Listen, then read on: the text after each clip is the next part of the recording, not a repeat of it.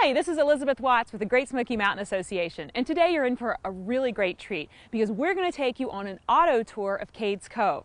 Now, a cove in mountain vernacular is a relatively flat valley with mountains surrounding it on all sides, and Cades Cove is one of the most visited places in all the national parks and certainly here in the Great Smoky Mountains. Our first stop was at the orientation shelter to pick up a guidebook for the tour. Cades Cove is located in the northwestern part of the Great Smoky Mountains National Park. The 11-mile one-way road is a showcase of scenic views, abundant wildlife sightings, and cultural treasures. This is our first stop along the way here, the John Oliver cabin. And John and Lucretia Oliver were some of the first settlers here in the valley. They actually walked over the rich mountain road with their baby girl in their arms to settle in this valley that they heard was really fertile. Watch out for different kinds of wildlife as you drive. We stopped several times to let deer and a coyote cross the road. We even came across a bear jam just outside of Cades Cove. So this is actually the first church that was established here in the Cove. It's the Primitive Baptist Church. And for more information on the history of the 3 different churches that are still here, you can see our blog that's about the churches of Cades Cove. But right now, I'm going to go back to the cemetery because I heard that some of the founding families are actually buried right back here. So up on the hill here is the Methodist Church, and this church was built in 115 days for $1 a day. So right down here is Hyatt Lane, and you can see it crosses up through the cove. This was originally a Cherokee trail. It became part of Rich Mountain Road. So it was all originally part of kind of the same meandering trail up over the mountain. So I'm standing here in front of the Missionary Baptist Church, which split off from the Primitive Baptist Church. This is the old outhouse for the church, I guess. You know, they didn't have running water back then, so I guess this is where you got to spend your time when you had to do your private business. And especially at the church, it's nice and white.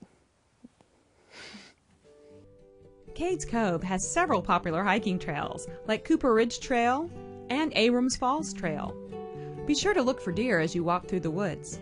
So this whole complex we're seeing here is Elijah Oliver's house, and this was built about the mid-1800s or so. He was the son of the original founder, John Oliver. And this portion of the cabin, I imagine, was probably the original cabin. It's a one-room cabin, kind of similar to what his father's house was like. But then, I'm just guessing, that they built this newer, bigger, more beautiful house. And this has a few more additions. It's got a few more windows. I'm noticing here, it's still a log home, because they didn't have a mill here until like later in the 1800s. I think it was around 1870. This part of the porch was actually closed in. They call it a stranger room. I can't imagine how many strangers they had roaming around in the woods here in the mountains that they'd want to invite in, but I guess they got to stay in the stranger room if they did. So this is the spring house, and I think this is so cool because it's built right here in the middle of the creek bed. And here's how it works. Open the little door. And see this piece here? It's redirecting some of the water from the creek into this big trough. Oh, that's pretty chilly. This would keep their milk, their eggs, maybe their cheese cool even in the warmest months because of that water that's always running through here, and it's always fresh and cold. And then right outside here, it continues down on this trough all the way back to meet the creek at the bottom. Ingenious. As farmers, the settlers needed buildings like this corn crib. But they needed a place for their livestock to be too, right?